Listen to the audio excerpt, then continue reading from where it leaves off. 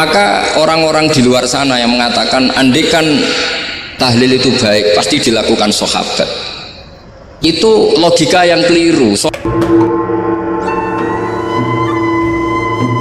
Ini ku ahli sunnah ciri khasnya niku mbok wong tahu dosa kaya apa tetap dianggap Islam.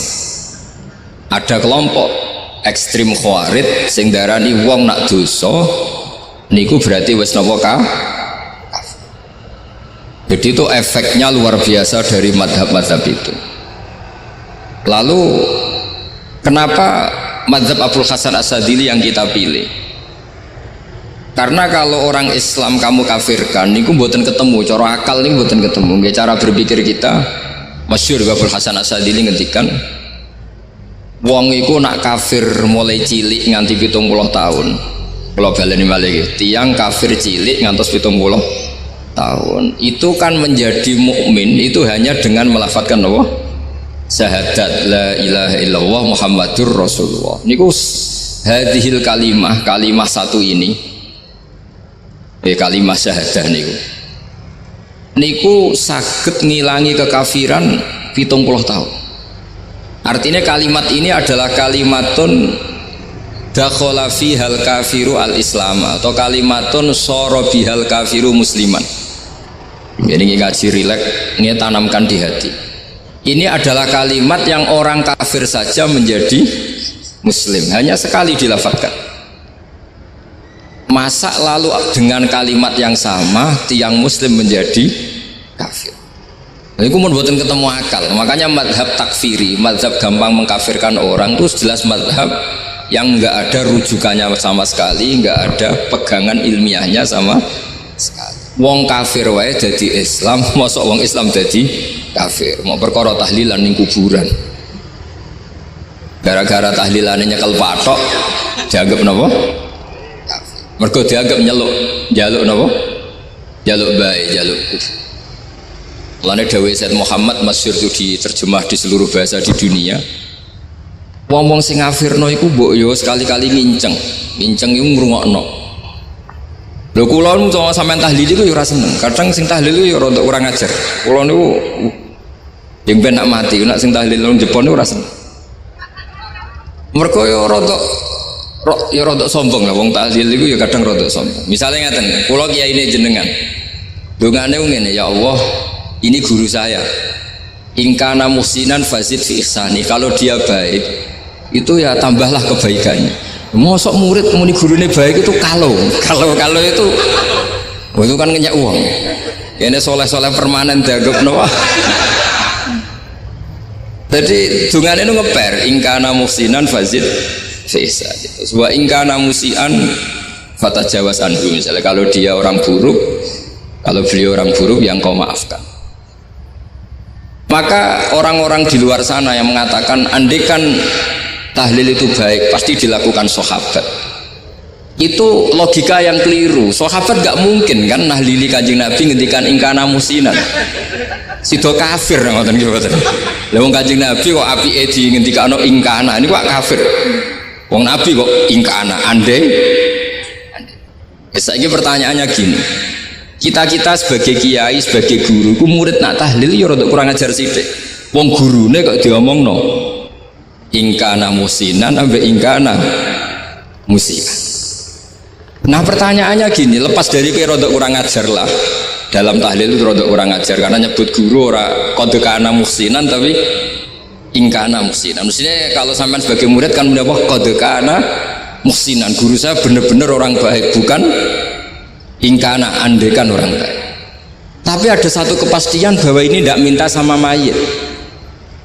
Jadi tujuan kalau kita minta mayit itu salah sama sekali. Wong kita datang ke kuburan malah memintakan ampunan untuk mayit. Kok iso darani njaluk iku piye? Ya mergo mau didelok kok adoh ketoke ngatong ya berarti njaluk. Lah ya wong fatwa kok mau berdasar inceng-incengan kok adoh niku iku ora jelas ya fatwa ngono. Paham gitu. Terus jenengan kudu yakin, enul yakin bahwa mazhab kita itu yang benar, bahwa tahlilan di kuburan tidak kafir karena tidak minta ke mayit, malah memintakan untuk mayit atau memintakan ampunan untuk mayit. Cuma redaksi sing rondok-rondok ngoten niku dikurangi lah. Nak kangge guru niku nggih ya dikurangi lah, dikurangi. Ya Allah jenengan maha pengampun, kula suwun guru kula jenengan ampuni. Jadi ampun ngangge donga sing teng salat mayit. Nah salat mayit itu kan memang ada sanatnya, memang semua bentuknya seperti itu. Tapi nak ning kuburan kula mboten nate donga teng Mbah Mun ngoten. Ya Allah ini guru saya, Engkau anugerahkan beberapa ilmu, beberapa amal yang manfaat untuk orang banyak. Kula suwun jenengan tampi. Jenengan zat sing maha pengampun. Jenengan ampuni. Tapi mboten ngangge ingkana-ingkana ini. Angen-angen muga aku dadi kiai ini tersinggung. Murid orang ajar, mosok darani gurune apik iku andekan. Ya tapi berhubung ra paham ya alhamdulillah ya do. Tahlil yang Wali Songo ya buanter-banter nganggo mik. Lah sing kene paham ya rada risi. Piye? Wali Songo darani ingkana ya piye? Wah. Dadi niku mareni nggih, mulane kula suwun nak tahlil nyewa kiai sing alim lah ben rada bener, rada bener. Tapi ampun nyewa kula mboten purun. Kula nu gak ada pondok lah, jadi mboten saya masyhur susah diundang orang kecuali yang ada hubungan guru, hubungan sarang. Karena beliau lama sekali ngajar di MGS. Beliau Gus Maksum itu lama ngajar di MGS. Jadi saya itu hanya datang di orang-orang yang pernah khidmah di sarang, terus yang pernah keluarga sepuh. Saya datang ke Jakarta ke Pak Quraisy Shihab itu ya karena Pak Quraisy itu lama sekali bikin diskusi tafsir. Akhirnya saya termasuk pengajar di pondok beliau. Jadi faktornya ya hanya karena itu, bukan yang lain.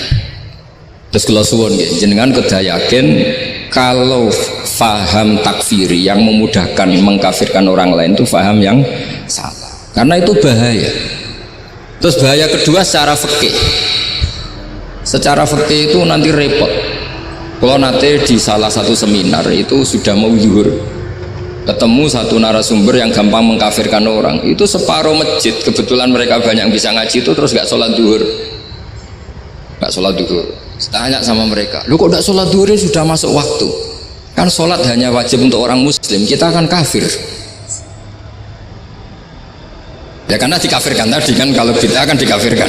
Akhirnya sing gak kafir, sholat. Efek dari mazhab itu panjang. Kalau betul faham mereka itu betul, berarti yang sudah kafir, orang kafir itu wajib sholat enggak kan? Itu malah panjang kan, karena terus menjadikan orang Islam tidak sholat. Nanti ke masjid tidak boleh, orang kafir nggak boleh masuk masjid. Itu efek fikihnya panjang. Jadi kalau suwun mazhab Abil Hasan Asyadzili niku dipegang. Nah itu mazhab beliau itu implementasinya di teng kitab Hikam nih. Karena Hikam itu putu murid yang paling bisa mengimplementasikan, menjelaskan cara pandang mazhab Abil Hasan Asyadzili sing dados thariqah Syadziliyah. Terus ketiga, itu cara pandang itu detail itu jelimet, mesti sampean ora kepikiran. Misalnya begini, ketika ada orang salah jenengan marah, itu sebenarnya karena salahnya apa karena hal yang lain? Normalnya orang itu berpikir karena salahnya, itu keliru cara Abdul Hasan Asyadzili. Pasti kamu marah itu karena ada hal lain. Misalnya kita pembantu elek kriting mecahno gelas, mesti langsung gua amuk. Alasannya mecahno gelas. Tapi nek sing mecahno iku wong ayu, kowe iso ngamuk. Kowe iso ngamuk wong ayu. Mecahno gelas lah. Kok gelas lemari rasa gelas. Sama. Kamu janjian sama orang, wongnya nyulayani janji, mesti mbok maki-maki. Katanya jam 10 kok udah datang gini-gini.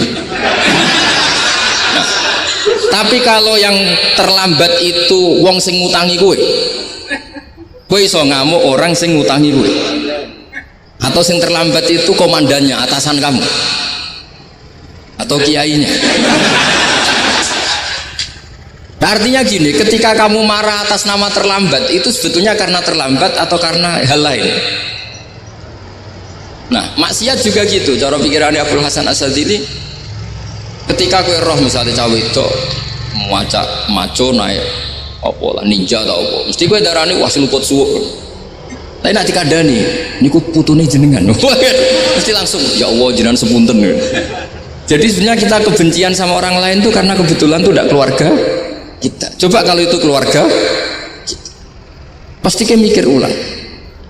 Gue gedeng mau ngeras sholat, mesti sebabnya dua. Satu tidak sholat, dua kebetulan tuh tidak anak kamu. Kalau itu anak kamu pasti istighfar berhari-hari untuk dimaafkan Allah, bukan maksud no. Tapi kalau orang lain gue pertanyaannya sebetulnya kamu benci itu karena tidak sholatnya apa karena plus dia tidak anak kamu. Nah itu pikirannya Abu Hasan apa? Gue ngamuk itu gelas pecah itu perkara itu pecah gelas apa plus yang pecah elek. Nah itu pecundang kita, itu cara pikiran Abu Hasan. Kita ini pecundang itu nggak fair. Kenapa? Bukan fair. Nah itu terus beliau diantaranya punya cerita Nabi Ibrahim itu pernah diangkat ke Allah di alam malakut. Di alam malakut kemudian ini ada di kitab Hikam juz 2 halaman 4 yang di bab ini yang saya baca. Ini cerita terakhir nih, bantu kumpul sampai tak ngaji suwi-suwi ram mesti paham aduk sedilu.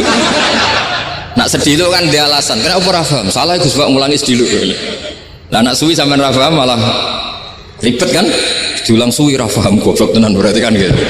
Nah ini untuk menjaga harkat dan martabat niku ngajine sediluk mawon dan takoki malaikat kenapa ora paham salah Gus Pak ngajine sediluk. Jadi duwe napa alibi lah gadah napa pembelaan.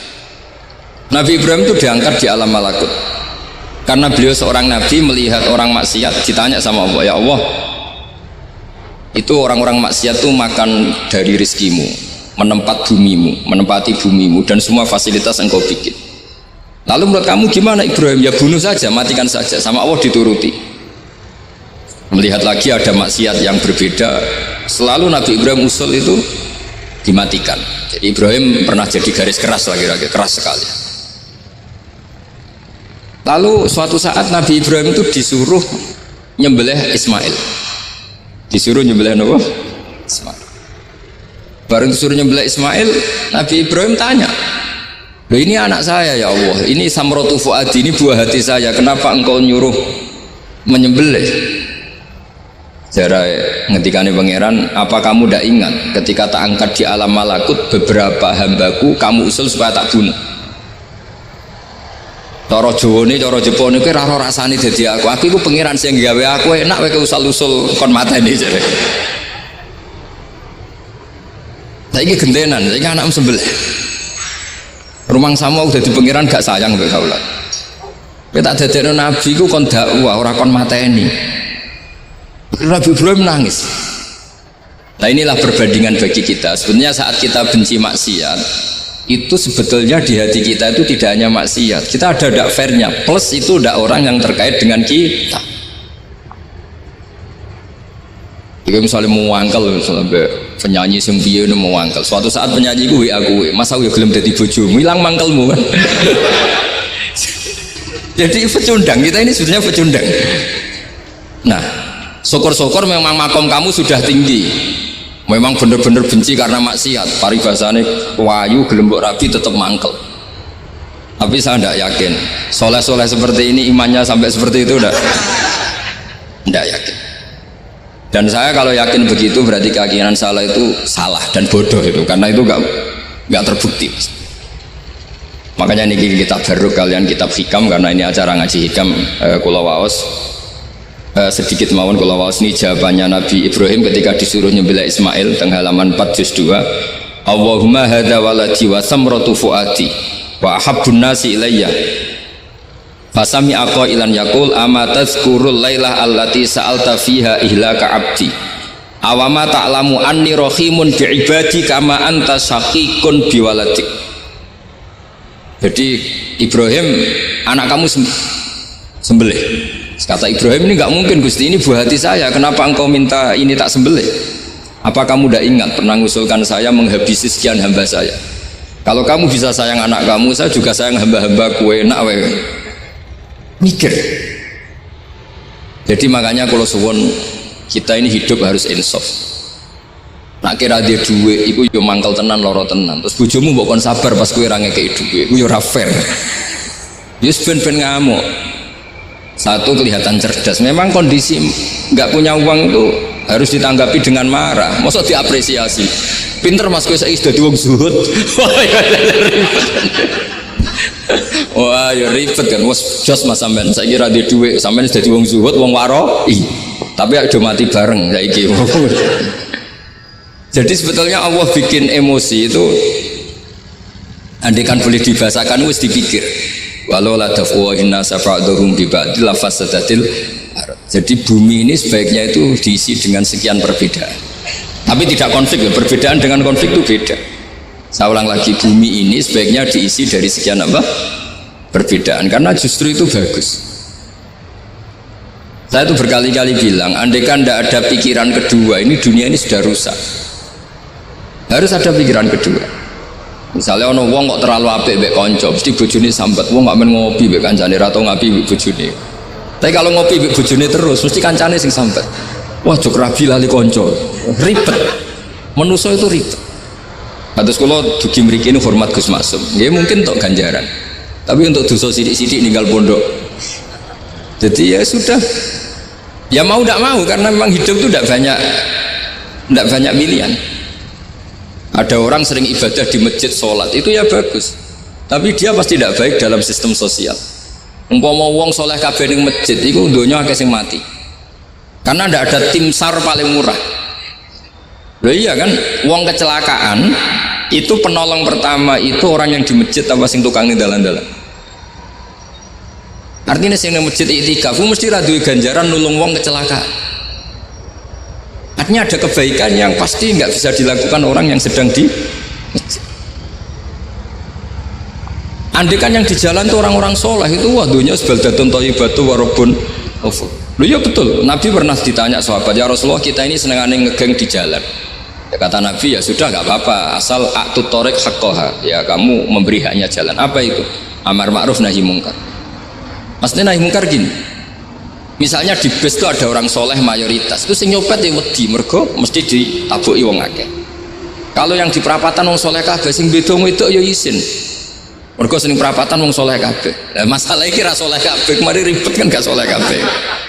Jadi sebetulnya Indonesia itu aman kalau yang di jalan tuh soleh semua, karena perempuan lewat gak diganggu, gak copet gak berani, semuanya aman. Maka di Islam itu menyebut kebaikan itu jumlahnya banyak sekali. Tidak bisa kamu wah hebat-hebat wong sing ning masjid terus, tidak bisa seperti itu. Andai kan semua orang di masjid, nah ono kecelakaan pertama yang nolong siapa? Nah ono wong golek alamat tuh takok sapa kabeh ning jero masjid. Ribet kan? Nah, makanya ini Quran bikin aturan wala taq'udu bi kulli siratin tu'iduna wa tasudduna an sabilillah. Yang enggak boleh itu duduk di jalan sambil mengganggu atau mengancam hal-hal yang baik. Tapi kalau duduk di jalan justru membantu hal-hal yang baik, maka ini disyariatkan oleh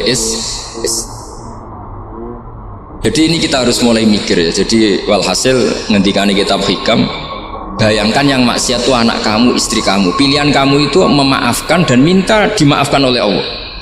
Tapi ketika orang lain kamu minta supaya dilaknati Allah, ini tidak fair. Jika kita diajari guru-guru kalau minta ampun ighfirli wali walidayya wali jami'il muslimina wal muslimat, masih dikata wali jami'il muslimina wal muslimat wal mu'minina wal mu'min. Itu filosofi yang luar biasa, kata jami' semuanya ya Allah engkau maafkan. Bukan keluarga saya tok, siapapun yang berkontribusi terhadap Islam ini engkau maafkan. Begitu juga di muqaddimah khutbah kula suwun harus ditradisikan wala alihi wa sahbihi ajmain. Kata ajmain ini kata pembeda. Mungkin orang baca hanya rutin, tapi kita yang nekuni ilmu, ajmain ini kata kunci. Fa inna ahlas syiah akramu sahabiyan wa ahanu sahabiyan akhar. Tradisi mazhab syiah itu apa? Ada sahabat yang begitu dimulia-muliakan berlebihan kayak Sayyidina Ali, dan ada yang dihinakan kayak Abu Bakar dan Umar. Lalu pembedanya dengan ahli sunnah apa? Kita menghormati sahabat wa sahbihi ajmain. Jadi hadhil kalimah kalimatun fariqah, ini kalimah pembeda. Jadi ajmain buatan kalimah rutin terus ono jimati ono kasiate ini buatan. Kita maklumatkan ke seluruh dunia bahwa mazhab ahli sunnah ditandai dengan wa ala alihi wa sahbihi ajmain. Lane dawe Mbah Hasyim wa nukrimu ahlal bait wa nukrimu jami'a ashabi Rasulillah sallallahu alaihi wasallam. Wa nukrimu jami'a ashabi Rasulillah sallallahu alaihi wasallam. Ciri utama madzhab Ahlussunnah apa? Menghormati keluarganya Nabi dan menghormati seluruh, ada kalimat apa? Seluruh sahabat. Jadi kata ajma'in itu kalimatun fariqah atau kalimatul fasl. Kalimat yang membedakan mana madhab Syiah dan madhab Ahlussunnah apa? Itu kalau jenengan ngaji teng Gus Maksum napa teng Haji Maksum di antara madhabnya sinten Nabi Ibrahim yang diceritakan Abdul Hasan apa Asyadili, kebencian kepada maksiat kita semua pasti benci maksiat. Tapi gak fair kan, yang satu kamu laknati, yang satu kamu doakan. Ujung-ujungnya apa? Ada unsur hadun nafsi. Kalau yang terkait dengan jenengan mbok dongakno di sepuro, nah yang nggak ada terkait mbok pasutno. Ini kan gak fair padahal sama-sama apa? Maksiat. Kalau suwun polemik tentang ketentuan gimana hukumnya ziarah kubur, ya hukumnya baik karena mendoakan atau memintakan ampun untuk yang mati, bukan meminta sama yang mati. Udah bisa Muhammad kena ora percaya rukokno wong didelok kok ado, ora didelok kok ado pancen yo ngeri kan. Patoke diusap-usap. Bariku ndonga, delok kok ado kan iku njaluk kuburan, padahal mayite ngeluhe perkara mau. Kadang nek sing kiai ini rapati iso ngaji sampean ingkana wali kok darani napa? Ya Allah, jika mayit ini, andekan mayit ini baik, maka dan andekan tidak, lu cara kowe dadi mayite bocah ora jelas sih. Mayit lah, makanya ini cobalah kalau sholat jenazah tidak apa-apa doa itu karena sanatnya seperti itu. Kalau doa guru ya diatur-atur yang baik lah, langsung mawon ya ghafiratunu wal khotiat gini-gini, saya mohon beliau amal baiknya jangan terima, amal buruknya jangan ampuni, karena guru juga manusia tidak nabi. Boten terus apa pakai apa ingkana.